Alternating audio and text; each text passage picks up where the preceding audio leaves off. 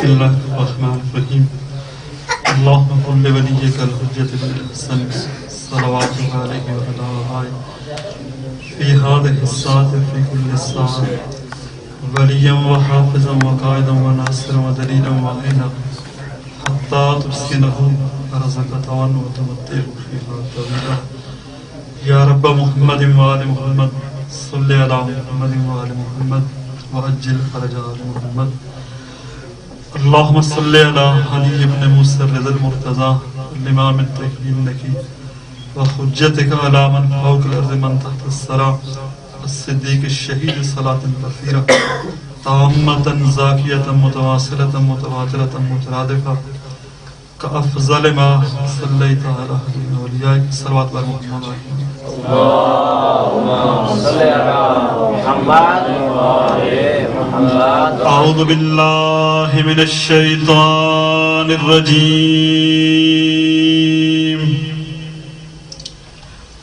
بسم الله الرحمن الرحيم الحمد لله رب العالمين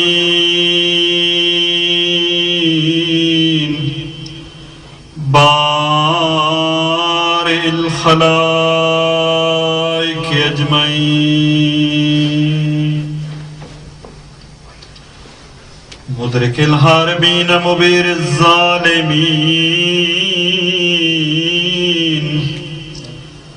الصلاة والسلام على رسوله الكريم أبي القاسم محمد اللهم صل على محمد وآل محمد وعجل وأهل بيته الطيبين الطاهرين المعصومين المنتجبين المنتخبين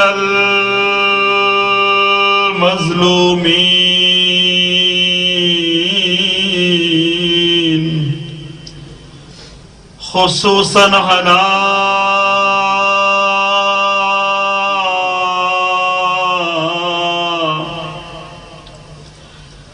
السيدة الجليلة الكريمة الطاهرة المطهرة المخدومة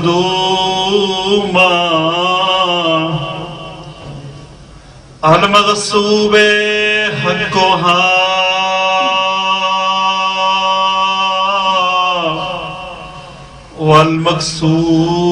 والمكسور ضلعها والمعلوم قدرها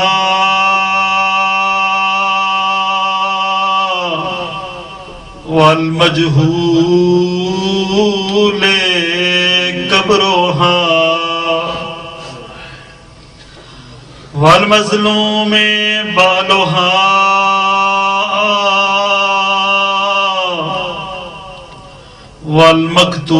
والمقتول ولدها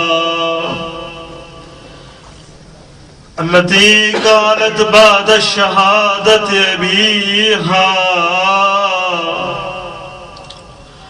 ماذا على المجتمع تربة أحمدا الله يشم مدى الزمان غواليا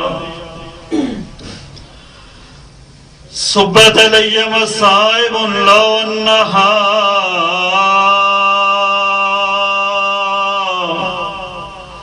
صبت على الأيام سرنا لياليا کہ ویلے دور محمل تو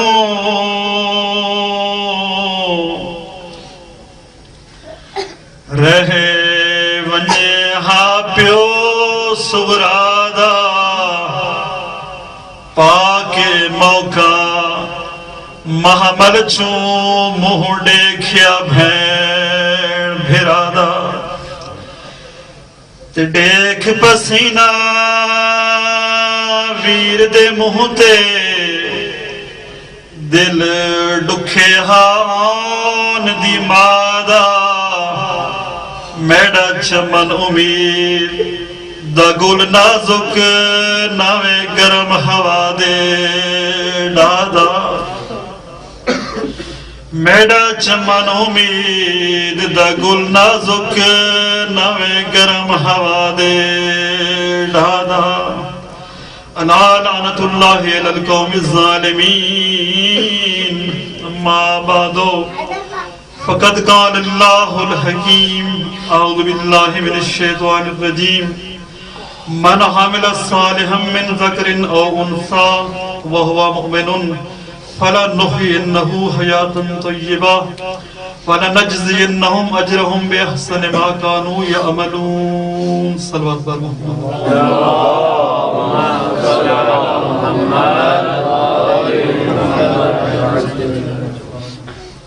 آغاز مجلس میں تمام مرحومین کے بالخصوص علماء صلحاء شہداء مراجع زامزاکین وادین شعراء خطبہ بالخص خمین شہید حسین اپنے مرحومین کے لیے میرے والد سے مرحومین کے لیے سورہ فاتح اخلاص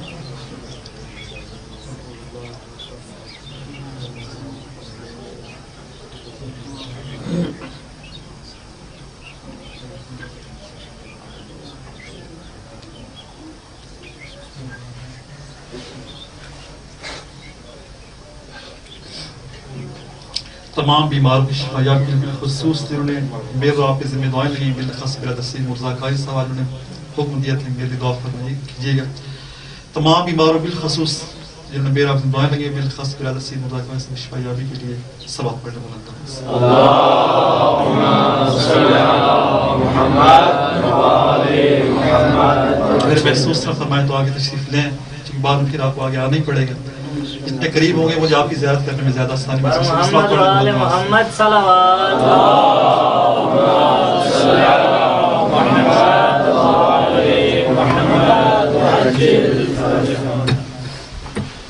آج 3 محرم الحرام کا دن گزرے ہیں علماء کرام ہیں پہلے بھی عرض کر چکا ہوں کوئی نئی بات آپ کے سامنے پیش نہیں کی جا سکتی جیسے کہ لکھوا کتاب میں کہ آج کے دن جناب یوسف علیہ السلام کو نجات ملی تھی ایک کنویں سے بھائیوں نے کنویں میں ڈالا تھا سارا واقعہ آپ کے سامنے ہے شیطان نے بہکایا بھائیوں نے بہرحال شیطان کے بہکاوے میں آ کر اور قرآن کریم کی آیت ترجمہ عرض کر اس میں مفہوم یہ ہے کہ بھائیوں نے آپس میں کہا کہ یوسف کو قتل کر دیں پھر بعد میں اس کو ایک بھائی کے مشورے پر کنویں میں ڈالا اور کیا کہا کہ یہ جرم کر دیں بعد میں نیک بن جائیں گے اس شیطان کا فریب ہوتا ہے دھوکہ ہوتا ہے شیطان کی کتاب یہ گناہ کر لو بعد میں نیک بن توبہ کر لینے کون سا مسئلہ ہے تو یہ یہ بات قرآن کریم میں نقل ہے کہ جناب یوسف علیہ السلام کے بھائیوں انہوں نے کنویں میں ڈالا شیطان کے اس فریب میں آ کر بعد میں توبہ کر لیں کون سا مسئلہ ہے پر کنویں میں ڈالا اور آج کے دن جناب یوسف علیہ السلام کنویں سے باہر ہے تو اس مناسب سے رباعیت کرنا چاہتا ہوں تاکہ آپ کی توجہ بھی ہو جائے گی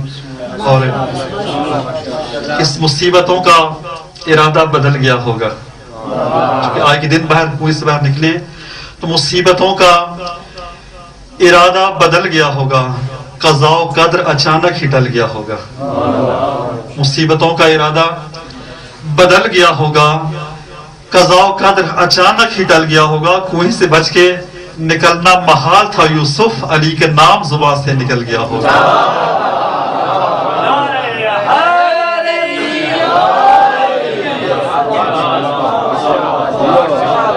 کنویں سے بچ کے نکلنا محال تھا یوسف علی کا نام زبان سے نکل گیا ہوگا انتہائی قابل احترام علماء کرام یہ آیت کریمہ جو آپ سے عرض کرنے کی شرف حاصل کی ہے خدا فرما رہا ہے من عمل صالحا جو شخص بھی عمل صالح انجام دے من ذکر او انثى مرد ہو عورت اس سے کوئی غرض نہیں ہے علماء کرام جانتے ہیں خداوند متعال کی نگاہوں میں زن و مرد کی لحاظ سے کوئی اس میں شرافت نہیں ہے کہ عورت کی شرافت کم ہو مرد کی شرافت زیادہ نہیں ہے زن و مرد ہونے کی لحاظ سے انسان ہونے کی لحاظ سے سب مساوی ہیں چاہے عورت ہو یا مرد ہو چونکہ اس انسانی تعلق روح کے ساتھ ہے جسم کے ساتھ نہیں جسمانی ساخت خدا نے خاص مسلط عطا کی ہے، مرد کو خاص ساخت عطا کی اور خاص ساخت عطا کی ہے، لیکن انسان کی انسانیت روح کے وسیلے سے روح نہ مذکر ہے نہ مؤنث ہے، وہ نہ مرد ہے نہ عورت ہے. تو خدا کی نظر میں مرد و زن ہونا کوئی شرافت کا حامل نہیں ہے، بلکہ خدا فرمائے من عامل صالحا، جو بھی عمل صالح انجام دے، من ذکر اور انثی، مرد عورت سے غرض نہیں ہے، لیکن ایک شرط ہے، وہ ہو مومن، بشرطے کہ مومن ہو. اگر مومن ہے اور پھر اعمال صالح انجام دے رہا ہے، خدا فرماتے ہیں فَلَنُحْيِيَنَّهُ، پوری تاکید کے ساتھ، لام بھی ہے پھر اس کے بعد نون تاکید ثقیلہ بھی ہے، ہم یقیناً اس سے کیا عطا فرمائیں گے؟ حیات طیبہ، حیات طیبہ عطا فرمائیں گے. وَلَنَجْزِيَنَّهُمْ أَجْرَهُمْ بِأَحْسَنِ مَا كَانُوا يَعْمَلُونَ، اور دنیا میں جو نیک اعمال کرتے رہے ہیں ان سے بہتر اجر اس سے آخرت میں عطا فرمائیں گے. یہ خدا کا وعدہ ہے. آپ اس نے دعائے رجب کی دعا میں، دعائے رجب کی جو دعا ہر نماز پر پڑھی جاتی ہے، اس میں آپ پڑھا کریں جملہ کہ یا من یؤتی الکثیر بالقلیل، اے وہ ذات جو تھوڑے عمل کے بدلے میں کثیر جزا عطا فرماتی ہے. یہ خدا کی صفات میں سے ہے. یا من ارجوہ لکل خیر وآمر السخط عند کل شر، یا من یؤتی الکثیر بالقلیل. پھر اگلا جملہ یا من یؤتی من سالا، اے وہ ذات جو سے بھی عطا فرما جو اس کا مدد سے سوال دراز کرتا ہے. وَيَا مَنْ يُؤْتِي مَنْ لَمْ يَسْأَلْهُ مَنْ لَمْ يَعْرِفْهُ، اسے بھی عطا کرتا ہے جو اس سے مانگتا بھی نہیں، اس سے پہچانتا بھی نہیں ہے. مانگتا بھی نہیں خدا سے اور مانتا بھی نہیں ہے، نہ مانگتا نہ مانتے، اسے بھی خدا عطا فرماتے. خدا کی صفات میں سے بن مانگے عطا کرنے والی ذات ہے. صلوات پڑھنے بلند آواز سے.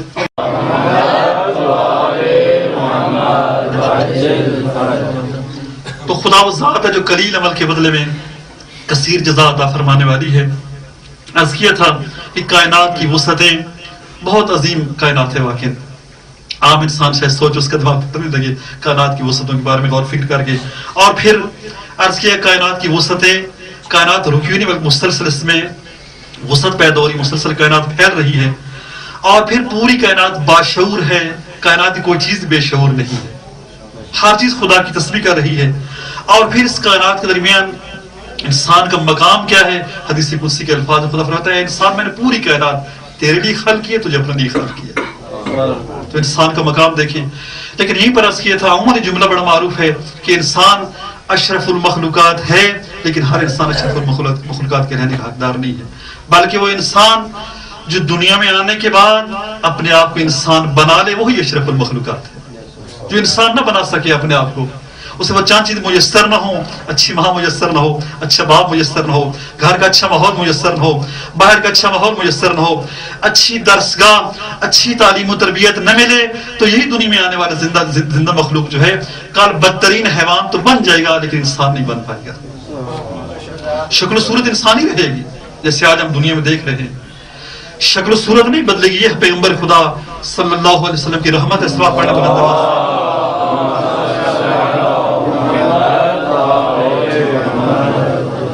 کہ جتنے بڑے سے بڑا جرم بھی اس امت کا کوئی فرد کر لے اس کی شکل مسخ نہیں ہوتی، شکل انسانی رہتی ہے. لیکن سابقہ انبیاء میں کیا ہوتا تھا؟ جو ان کو جرم کرتے شکلیں مسخ ہو جاتی تھی اور پھر 3 دن کے بعد وہ مسخ شدہ لوگ مر جایا کرتے تھے. لیکن یہ پیغمبر خدا کی رحمت ہے کہ جتنا بڑے سے بڑا جرم کوئی کر لے، اب کربلا میں جرم اس سے بڑا جرم تو کوئی نہیں ہو سکتا تھا، لیکن یزید کی شکل مسخ نہیں ہوئی ہے، انسانی شکل میں رہا ہے. تو شکلیں انسانی رہیں گی، یہ الگ بات کہ وہ شکل و صورت کے انسان رہے گا، حقیقت میں انسان نہیں. وہ بدترین درندہ بن جائے گا، بدترین حیوان بن جائے گا. اسی چند چیزیں میسر نہیں ہیں. سلوات پڑھنے بلند آواز سے.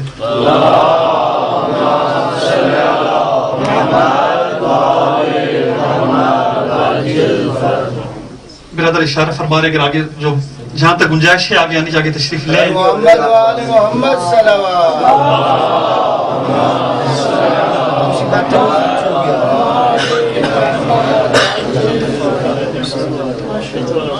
نعرہ تکبیر، نعرہ رسالت، نعرہ حیدری، محمد وآل محمد صلوات.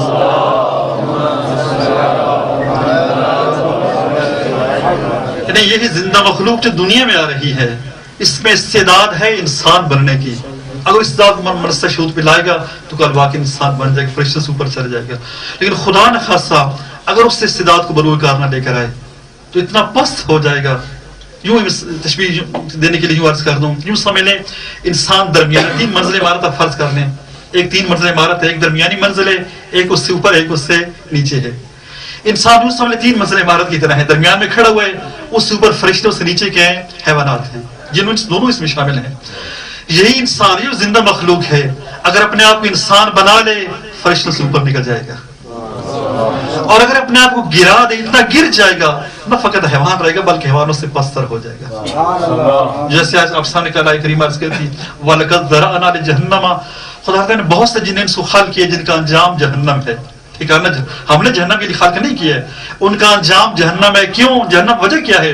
ہم نے دل دیے سوچتے نہیں ہیں، کان دیے حق بات سننے کے لیے تیار نہیں ہیں، آنکھیں دیے حق بات دیکھنے کے لیے تیار نہیں ہیں. اولئک کل انعام بل ہم اضل، یہ چوپایوں کی مانند ہیں، ڈھور ڈنگروں کی طرح ہیں، نہیں بلکہ بل ہم اضل، ان سے بھی گئے گزرے بدتر و بستر. خدا یہ کون سے لوگ ہیں؟ اولئک هم الغافلون، یہ وہ ہیں جو خواب غفلت میں پڑے ہوئے ہیں، بھول چکے ہیں خدا نے ہمیں کس مقصد کے لیے پیدا کیا تھا. اور جب انسان خواب غفلت کے شکار ہو جائے پھر اس سے بدترین کوئی اور زندہ نہیں ہو سکتا ہے. ابتدائی آفرینی سے لے کر آج تک دیکھ لیں تاریخ میں پہلا قتل کس کے ہاتھوں ہوا ہے؟ بنی نوع انسان میں پہلا مقتول طبی موت نہیں مرا ہے، ملک الموت میں اس کے اگرچہ روح قبض مل کر موت ہی کرتا ہے، لیکن پہلا شخص اپنی طبی موت دنیا سے نہیں گیا بلکہ کیا ہوا ہے؟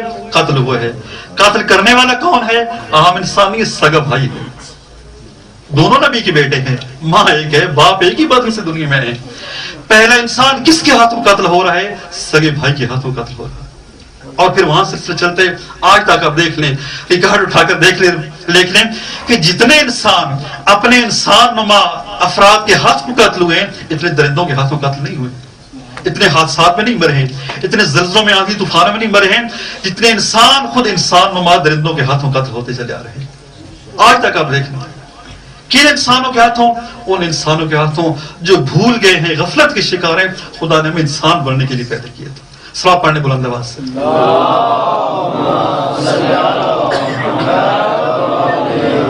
اور آج اپنے معاشرے میں آپ دیکھ لیں، میں چھوٹی سی مثال عرض کرنے چلا ہوں. آپ مسجد میں، ہم جوتے مسجد میں نہیں رکھتے ہیں، حتی حرم میں کئی جوتے چوری ہو چکے ہیں. آپ مسجدوں میں دیکھ لیں، میں خود اس چیز کا شکار ہو چکا، جوتے یہاں بھی چوری ہو، پاکستان میں چوری ہو چکے، آپ بھی یقیناً چوری ہو چکے ہوں گے. یعنی مسجد میں ہم جوتے باہر رکھ کے مسجد میں نہیں جا سکتے. خطرہ کس سے؟ کوئی بلی اگر اٹھا کے لے جائے گی، انسان اٹھا کے لے کے جائیں گے. وہاں سے آپ شروع کریں اور حکومتی سطح تک آ جائیں. اربوں خربوں کے دفاعی بجٹ رکھے جاتے ہیں. کس سے خطرہ ہے؟ کیا شیر سے خطرہ ہے؟ چیتے سے خطرہ ہے؟ ہاتھی سے خطرہ ہے؟ ان جانوروں کو انسان نے پنجروں بند کر کے رکھا ہوا ہے. خطرہ کس سے؟ اربوں خربوں کے بجٹ کس لیے پاس ہوتے ہیں؟ خطرہ کس سے؟ انسانوں سے خطرہ ہے. کن انسانوں سے خطرہ ہے؟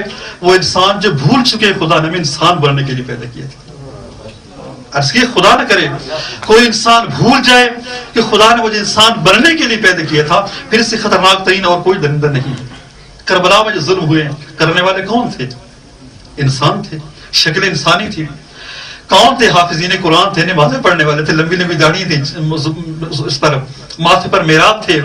بلکہ اس سے بدتر صورتحال یہ ہے، جب پہلا تیر چلا رہا تھا ملعون تو کیا کہہ رہا تھا؟ لوگ گواہ رہنا میں قربت اللہ، یہ تیر حسین کی طرف چلا رہا. اور جب حملہ کرنے کے لیے دعوت دی تو کیا کہا؟ یا خیل اللہ ارکبی وبالجنت ابشری، اے ابشری، اے لشکر خدا جاؤ حسین پر حملہ کر دو تمہیں جنت کی بشارت ہو. حملہ کس پر کیا جا رہا ہے؟ اس امام پر حملہ کیا جس پر رسول خدا نے فرمایا تھا الحسن والحسین سیدہ شباب اہل جنت، جوانان جنت کے سردار پر حملہ کیا جا رہا ہے. اور کس کی بشارت دی جا رہی؟ جنت کی بشارت دی جا رہی. یہ حملہ کرنے والے قوم ہیں، شکلیں انسانی ہیں لیکن بدترین درندے ہیں. شکلیں نہیں بگڑتی ہیں، شکلیں انسانی رہیں گی. یہ واقعہ اگر جس کی جگہ بعد میں لیکن پہلے یاد آ گیا عرض کر دوں. یہ واقعہ آپ کو سنا ہے، علماء کرام تشریف فرمائے کہ چوتھے امام صلوات پڑھنے بلند آواز سے.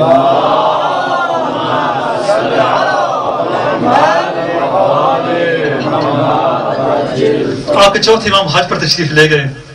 ایک صحابی پاس کھڑا، اس نے کہا مولا ما اکثر الحجیج، اس سال تو بہت زیادہ حاجی آئے ہوئے ہیں. تو مولا نے کیا فرمایا تھا؟ ما اکثر الحجیج ما اکثر الزجیج واقل الحجیج، حاجی بہت تھوڑے، شور ہوگا بہت زیادہ ہے.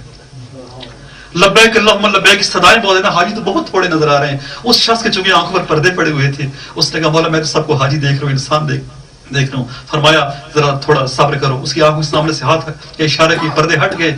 اچانک لرزنے لگا چونکہ برداشت نہیں کر سکتا. دیکھا کوئی سانپ کی شکل میں, کوئی بچھو کی شکل میں, کوئی سور کی شکل میں, کوئی کتے کی شکل میں, خال درمیان میں کوئی انسان نظر آ رہے ہیں. گھبرانے لگا. مولا نے دوبارہ اس کے آنکھوں کے سامنے اشارہ کیا, پردے دوبارہ سامنے آگے. وہ کون تھے انشاءاللہ بعد میں, چونکہ موضوع میں مربوط بات ہے, بعد میں عرض کروں گا. علماء کے فرماتے ہیں وہ وہی لوگ تھے جو ولایت کا عقیدہ اپنے سینوں میں رکھتے تھے, جو انسانی شکل میں نظر آتے تھے.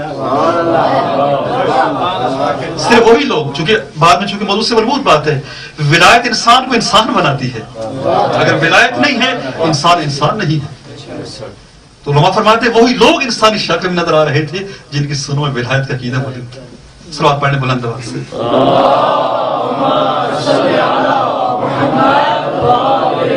تو اس انسان کے پاس عرض کی جو سب سے بڑی نعمت خدا نے عطا کی وہ زندگی کی نعمت ہے.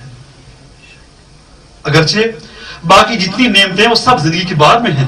اگر زندگی ہی نہ ہوتی, اگر خدا میں وجود ہی نہ بخشتا, عدم میں پڑے ہوتے, تو کون سی نعمت ہمارے صاحب میں حاصل ہونی تھی؟ عدم محض اگر وجود ہی نہ ہوتا تو کوئی نعمت ہمیں حاصل نہیں ہو سکتی تھی.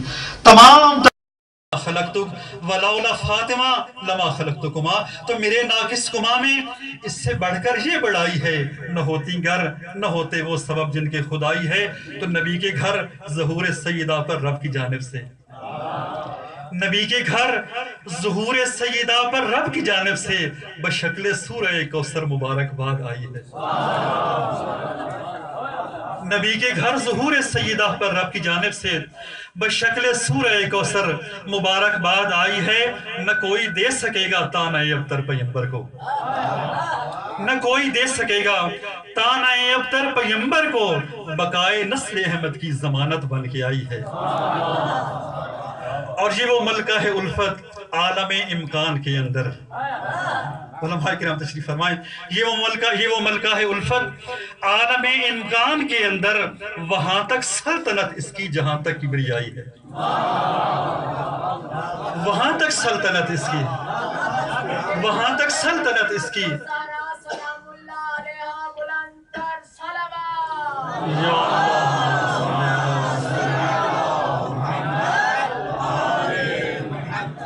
وہاں تک سلطنت اس کی جہاں تک کبریائی ہے. اور وہ جس کو باپ نے ام ابیہا کی سند دی ہو, تاریخ میں وہ جس کو باپ نے ام ابیہا کی سند دی ہو, بجز زہرا زمانے میں نہ بیٹی ایسی آئی ہے. اور بتا کر بضعۃ منی یہ سمجھایا زمانے کو. اس شعر بطور خاص آپ کی توجہ چاہوں گا. بتا کر بضعۃ منی یہ سمجھایا زمانے کو کہ زہرا میرے جسم و جان و منصب کی اکائی ہے. بتا کر بضعۃ منی یہ سمجھایا زمانے کو کہ زہرا میرے جسم و جان و منصب کی اکائی ہے. اور زمین پر بیٹھ کر اہل کسا کی پاک محفل میں, جس کے لیے سارے آپ کو شعر مقدمتاً سنانے پڑے, کہ زمین پر بیٹھ کر اہل کسا کی پاک محفل میں فرشتوں سے خدا کی گفتگو ساری سنائی ہے. جناب سیدہ نے سنائی ہے نا ساری گفتگو, کہ زمین پر بیٹھ کر اہل کسا کی پاک محفل میں فرشتوں سے خدا کی گفتگو ساری سنائی ہے. سجی جب فرش پر بزم کسا اس وقت خالق نے, سجی جب فرش پر بزم کسا اس وقت خالق نے فرشتوں کی سرے عرش بری محفل سجائی ہے. پڑھی یہ منقبت رب نے کہ اے کروبیو سن لو, پڑھی یہ منقبت رب نے کہ اے کروبیو سن لو, محبت میں کسا والوں کی یہ دنیا بنائی ہے. پڑھی یہ منقبت رب نے کہ اے کروبیو سن لو, محبت میں کسا والوں کی یہ دنیا بنائی ہے. کہا جبریل نے یہ کون ہے چادر تلے یا رب. عجیب واقعہ, یہ بھی ایک راز ہے کہ جبریل کیوں سوال کرنے پر مجبور ہے. کیا جبریل کیوں نئی ہستیاں تھیں؟ ان کے دروازے پر بارہا جبریل آ چکے تھے, کسی کو جھولا جھلانے کے لیے, کسی کو ان پروں پر سوار کرنے کے لیے, کسی کو اپنی گردن پر سوار کرنے کے لیے. جبریل جانتے تھے لیکن کیا وجہ, خدا جانے راز کیا تھا. کہا جبریل نے یہ کون ہے چادر تلے یا رب, جہاں دیکھوں گھٹا ایک نور کی ہر سمت چھائی ہے. کہا جبریل نے یہ کون ہے چادر تلے یا رب, جہاں دیکھوں گھٹا ایک نور کی ہر سمت چھائی ہے. ندا آئی کہ یہ ہے پاک پنتن ایک زہرا ہے. کہا جبریل نے یہ کون ہے چادر تلے یا رب؟ جہاں دیکھوں گھٹا ایک نور کی ہر سم چھائی ہے، ندا آئی کہ یہ ہے پاک پانچتن ایک زہرا ہے، ندا آئی کہ یہ ہے پاک پانچتن ایک زہرا ہیں، دو بچے اس کے ایک بیٹا اور ایک احمد کا بھائی ہے، دو بچے اس کے ایک بابا اور ایک احمد کا بھائی ہے۔ سلام پڑھنے بلند آواز سے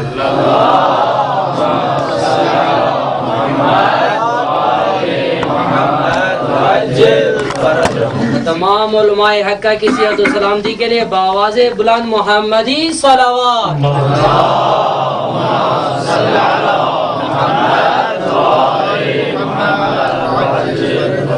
تو بات زندگی کی عظیم نعمت ملی ہے، تو کس کے صدقے میں؟ ان ہستیوں کے صدقے ملی ہے۔ اگر یہ نہ ہوتے، نہ آدم کا وجود ہوتا، نہ کسی اور نبی کا وجود ہوتا، ہماری تو بل حیثیت ہی کیا؟ سلوات پڑھنے بلند آواز سے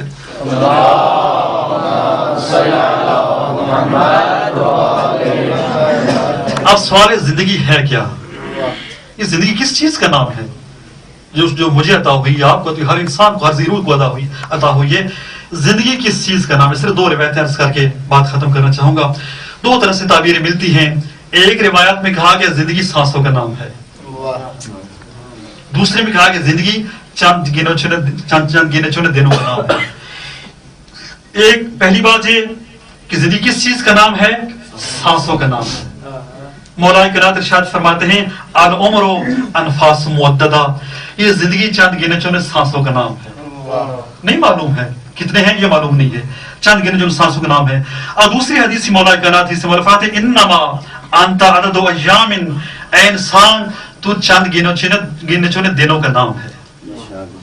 جو میں اپنا انسان بڑا سمجھتے، تو کس چیز کا نام ہے؟ تو چند گنے چنے دنوں کا نام ہے۔ فَكُلُّ يَوْمٍ يَمْضِي عَلَيْكَ يَمْضِي بَعْضِكَ، ہر دن جو تیری زندگی کم ہو رہا ہے، تیرا وجود کم کرتا ہو جا رہا ہے۔ تو چند گنے چنے دنوں کا نام ہے۔ جیسے ایک بلڈنگ ہے نا، چند اینٹوں پہ کھڑی ہوئی ہے، آپ اگر ہر روز ایک اینٹ نکالتے رہیں تو کچھ ایسے بات کیا ہوگا، بلڈنگ ختم ہو جائے۔ لیکن چونکہ ایک ہی اینٹ کا انسان کو محسوس نہیں ہوتا ہے، وہ بلڈنگ اپنی کھڑی محسوس ہوتی ہے۔ چونکہ ہر دن نکل رہا ہے، انسان سمجھتے شاید میرا دن، میری زندگی بڑھ رہی، کم نہیں ہو رہی ہے۔ مولا کہتے ہیں فَكُلُّ يَوْمٍ يَمْضِي عَلَيْكَ يَمْضِي بَعْضِكَ، ہر دن جو گزر رہا ہے تیرے وجود کا ایک حصہ اپنے ساتھ لے کر جا رہا ہے۔ فَخَفِّضْ فِي الطَّلَبِ وَأَجْمِلْ فِي الْمُقْتَصَبِ، بس آرزویں کم کر، آرزویں کم کر۔ سوچ زندگی کم ہو رہی ہے، تیری آرزویں طولانی ہوتی جا رہی ہے، زندگی کم ہو رہی ہے۔ جب سے انسان دنیا میں آیا ہے مسلسل زندگی کم ہو رہی ہے۔ پہلا سانس جب لیا ہے ماں کی شکم سے باہر آنے کے بعد، وہی زندگی کم ہونا شروع ہو گئی ہے۔ طویل ترین زندگی گناہ گاروں میں کس کی زندگی ہے؟ فساق و فجار میں شیطان کی زندگی ہے نا۔ پہلا نافرمان کائنات میں کون ہے؟ شیطان ہے۔ کائنات کا پہلا فرمان نافرمان شیطان ہے۔ طویل ترین زندگی کس نافرمان کی؟ شیطان کی، کہ ظہور اعمال سے زندگی ملی ہوئی ہے۔ جب ظہور ہوگا مولا خود اسے فنار کریں گے۔ تو طویل ترین زندگی گزارنے والا بھی آخر زندگی ختم ہو جائے گی ایک دن، اس کی ٹھکانہ کہاں پر ہوگا؟ جہنم میں ہوگا۔ لہذا مولا فرماتے ہیں خبردار یہ نہ سمجھ تو دنیا میں آیا تیری زندگی بڑھ رہی ہے، ہر دن تیرے وجود کو کم کرتا ہو جا رہا ہے۔ جیسے مولا ایک اور فرماتے ہیں کہ نفس المرء خدا ہو الی موت ہی، انسان کا ہر سانس ایک قدم ہے جو اسے موت کی طرف لے کر جا رہا ہے۔ تو بات زندگی کس چیز کا نام ہے؟ چند گنے چنے سانسوں کا نام ہے اور چند گنے چنے دنوں کا نام ہے۔ اس زندگی کی دو نمایاں خصوصیات یاد کر کے بات ختم۔ یہ جو زندگی مجھے خدا آپ کو خدا نے عطا فرمائی ہے، خدا انشاءاللہ آپ کو عمر خضر دے، بہت لمبی زندگی آپ کو دے۔ اس زندگی دو نمایاں خصوصیات ہیں۔ پہلی خصوصیت یہ زندگی محدود ہے، لامحدود نہیں ہے۔ محدود ہے، 50 سال 60 سال جتنے بھی ہے، اور طولانی ترین زندگی اس کی نافرمانوں میں شیطان کی، لیکن بہرحال نامحدود ہے، ختم ہو جائے گی ایک دن، اور پھر آخرت کا لامحدود عذاب اس کے مقدر میں آئے گا۔ پہلی بات یہ کہ محدود ہے، لامحدود نہیں ہے، اور دوسری بات یہ نامعلوم ہے، معلوم نہیں ہے۔ یہ بہت بڑی سخت بات ہے۔ نامعلوم نہیں ہے کہ انسان کس وقت زندگی کا سورج انسان کا غروب ہو جائے گا۔ کیا ہی بہتر ہو انسان باقی مانا زندگی، یہ زندگی کی سانسیں، یہ جو سانس ہیں، یہ جو آ جا رہے ہیں، انسان وہاں پر گزارے جہاں پر اس کا سانس نہ تسبیح خدا شمار ہو۔ نفس المحموم لنا تسبیح آپ کے معصوم امام فرماتے ہیں ہمارے غم میں لی جانے والی سانسیں بھی خود تسبیح خدا کا درجہ رکھتی ہیں. کتنے خوش نصیب ہیں واقعی آپ حضرات. مجھ جیسا گناہگار ہماری سانسیں کہاں پر آ رہی ہیں؟ مظلوم کربلا کی مجلس میں آ رہی ہیں. مظلوم کربلا کے مسائل میں روتے ہوئے آ رہی ہیں. مظلوم کربلا کا ذکر کرتے اور سنتے ہوئے آ رہی ہیں. آج 3 محرم الحرام گزر گئی. کل 2 محرم الحرام کو یہ کارواں کربلا کے میدان میں داخل ہوا ہے. پڑھتے رہتے علماء کرام ذاکرین واعظین. جب آئے ہیں نا کارواں کربلا میں، ثانی زہرا نے عرض کہ بھیا یہ کون سی سرزمین ہے؟ جب سے زمین میں ہم آئے ہیں نا میرا دل گھبرا رہا ہے، میرا دل پریشان ہو رہا ہے، میں بے چینی کا شکار ہو چکی ہوں. مظلوم کربلا نے 28 رجب کو مدینہ چھوڑا ہے. جو کارواں لے کر چلے ہیں نا مظلوم کربلا مدینہ سے، عجیب کارواں ہے، جو خصوصیات مخصوص ہے مظلوم کربلا کی، ان میں ایک کاروان حسینی بھی ہے. جو خصائص ہے مظلوم کربلا کے، جو کارواں حسین لے کر چلے ہیں مدینہ سے، آج تک ایسا کارواں لے کر اور کوئی نہیں چلا ہے. اس میں 18 سال کا بچہ بھی شامل ہے. جو کارواں حسین لے کر آ رہے ہیں نا کربلا پہنچتے اس کارواں میں 6 ماہ کی عمر سے لے کر 80-90 سال تک عمر کے ضعیف بھی شامل ہیں. اس میں 2.5-3 سال کی بچیوں سے لے کر 70-80 سال تک کی ضعیف مستورات بھی شامل ہیں. عجیب کارواں ہے مظلوم کربلا کا. اسی کارواں میں ایسی مخدرات شامل ہیں جنہیں زینب کبریٰ کہا جاتا ہے، ام کلثوم کہا جاتا ہے. کون سی زینب کو ساتھ لے کر اپنے ساتھ چل رہے ہیں مظلوم کربلا؟ وہ زینب جس کے بارے میں آیت اللہ العظمیٰ سید عبدالحسین دستخیب شیرازی لکھتے ہیں جب ثانی زہرا کی شادی ہو رہی تھی نا مظلوم جناب عبداللہ کے ساتھ، کہتے ہیں مولا کائنات نے 2 شرطیں رکھی تھی ضمن عقد میں. کہا تھا عبداللہ میری 2 شرطیں ہیں، میں زینب کی تیرے ساتھ شادی کر رہا ہوں لیکن 2 شرطیں ہیں میری عبداللہ. پہلی شرط یہ ہے کہ شب و روز میں اجازت دینا، ایک دفعہ شب و روز میری زینب گھر میں آئی آ کر حسین کی زیارت کرتے جائے.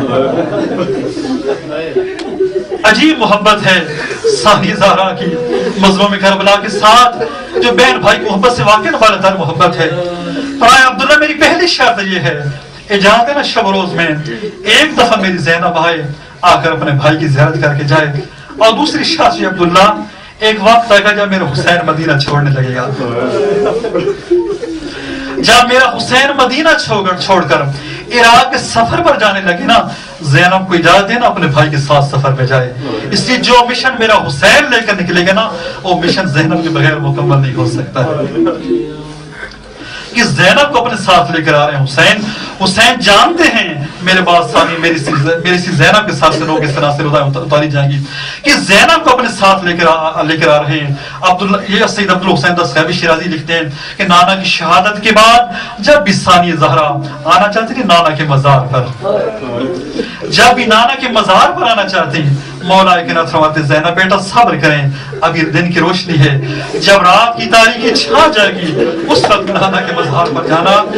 جب رات کی تاریکی چھا جاتی مولا فرماتے حسن بیٹا آپ بہن کے آگے آگے چلیں، حسین بیٹا آپ بہن کے پیچھے پیچھے چلیں. اور فرماتے حسن بیٹا جب نانا کے مزار پر جانا جا کر چراغ بجھا دینا. عرض کیا یا مسلم مجتبیٰ علیہ بابا جان کیا وجہ ہے؟ مجھ جیسا بھائی ساتھ ہے، حسین جیسا بھائی ساتھ ہے، نانا کا شہر ہے، نانا کا مزار ہے، کیوں فرما رہے ہیں جا کر چراغ بجھا دیں؟ فرمایا بیٹا ہو سکتا ہے رات کی تاریکی میں کوئی صحابی قبر رسول کی زیارت کے لیے آیا ہوا ہو، میں نہیں چاہتا کسی نامحرم کی نگاہ میری زینب قد و قامت پر بھی پڑ جائے. آج کی شرط رکھی تھی مولا کائنات نے شب روز ایک دفعہ زینب حسین کی زیارت کرنے کے لیے آئے. اب 2 معتبر علماء کی زبان سنو مسائب سے عرض کرنے چلا ہوں. ایک دن مظلوم کربلا آتے اپنی بہن سے ملاقات کرنے کے لیے، کیا دیکھتے ہیں ثانی زہرا شریکت الحسین بہن آنگن خانہ میں سو رہی ہیں اور سورج کی کرنیں ثانی زہرا کے بدن پر پڑ رہی ہیں. زینب کبریٰ گھر کے صحن میں سو رہی ہیں. مظلوم کربلا نے کیا دیکھا کہ سورج کی کرنیں زینب کبریٰ کے بدن پر پڑ رہی ہے. مظلوم کربلا نے اپنی عربی ابا اتاری, اپنے دونوں بازو پھیلائے, ابا کو اپنے بازو پر رکھا اور سورج کی شعاؤں کے درمیان اور زینب کبریٰ کے درمیان حائل ہو گئے. کچھ دیر بعد ساری زہرا کی آنکھیں کھلی. کیا دیکھا میرے بھائی نے؟ اپنے آپ کو سورج کی شعاؤں کے درمیان اور میرے درمیان حائل کیا ہے. ساری زہرا نے فرمایا, بھیا آج تو نے مجھے سورج کی تپش سے بچایا ہے, سورج کی گرمی سے بچایا ہے. وعدہ کرتی ہوں تیرے سے احسان کی تلافی کروں گی. ایک دن میں بھی تجھے سورج کی شعاؤں سے بچاؤں گی. ایک عالم دین پڑھ رہے تھے, فرما رہے تھے, مظلوم کربلا نے فرمایا, زینب ہو سکتا ہے جب میں سورج کی تپش کے نیچے ہوں تو مجھے بلا سکے بچانے کے لیے, شاید بچانے کے لیے نہ آ سکے. فرمایا اگر میں خود نہ آ سکی میں اپنے کسی بھائی کو بھیج دوں گی, عباس کو بھیج دوں گی.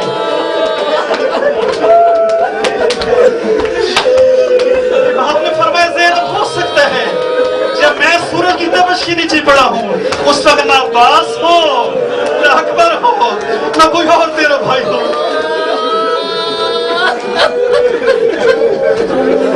پسنداروں, جب ثانی زہرا 11 محرم الحرام کے دن پابند رسل ہو کر آئی ہیں نا مقتل میں, اونٹ بیٹھنے کے انتظار نہیں ہے ثانی زہرا. جیسے خزاں کے موسم میں درختوں سے پتے چھوڑتے ہیں, ثانی زہرا بے پناہ اونٹوں سے نیچے آئی ہیں اپنے بھائی کے بے گوروں کا فلاش کر. مصروف ہاتھوں کے ساتھ پتھر ہٹائے ہیں, تیر ہٹائے ہیں, نیزے ہٹائے ہیں, ٹوٹی ہوئی تلواریں ہٹائی ہیں. جب سب کچھ ہٹ گیا نا, ثانی زہرا کی نگاہ پڑی اپنے بھائی کی سر بریدہ لاش پر.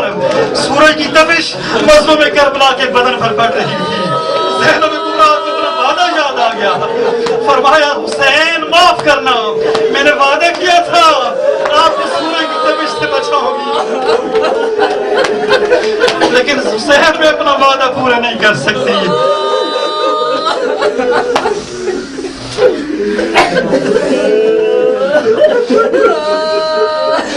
گر ہوتی ردا میرے پاس بھیا,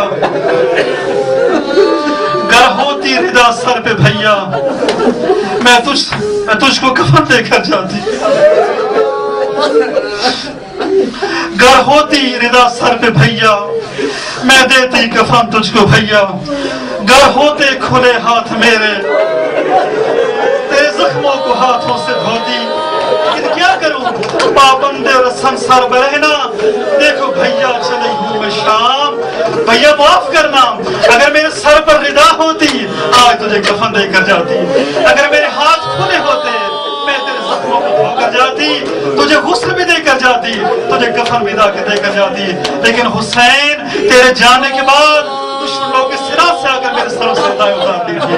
معاف کرنا, نہ تجھے کفن دے سکتی ہوں نہ تجھے غسل دے سکتی ہوں. الا لعنت اللہ علی القوم الظالمین وسيعلم الذين ظلموا اي منقلب ينقلبون. اللهم لا نقبل ظالم ظلم حق محمد وآل محمد واخر دعوانا له على ذلك. اللهم لعن الاصابه التي جاهدت الحسين وشايعت وبايعت وتابعت على قتله. اللهم لعنهم جميعا مات الحسين.